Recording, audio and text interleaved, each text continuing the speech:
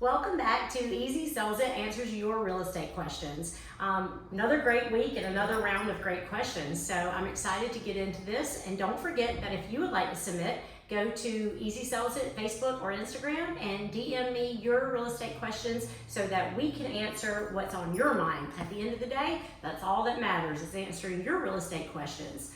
You ready to get into this, Beth? Let's do it. All right. Okay, our first question today is from Ramiro, and his question is there a reason my home's assessed value differs compared to the market value?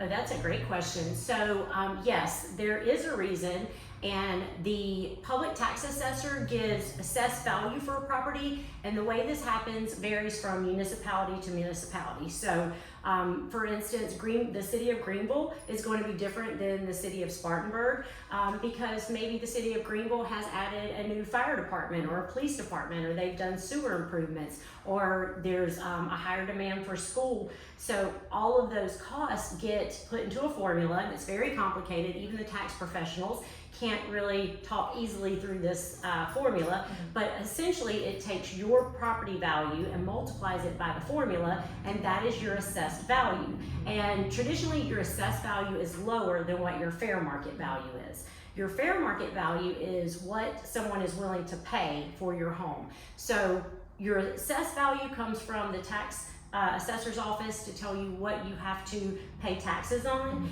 and your fair market value is what people are willing to pay for a similar home, similar to yours in the market today. Okay, nice. Yeah, I never knew that.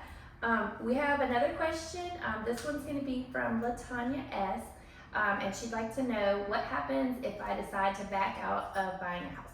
Well, that's a good question too, and I will say this, it happens. I mean, sometimes the first showing, someone falls in love with a house, or they think that they did, and then they go back for a second look and they start having cold feet. And if this were to happen to, if you or your clients were to ever say, I don't want to purchase this house, I'm scared, or I think it's beyond my budget, or I don't think it's the right fit, we certainly don't want to force the home on someone. It has to be a good fit, because purchasing a home is going to be the most expensive purchase that most people will ever have. So we want to make sure that it's a good fit.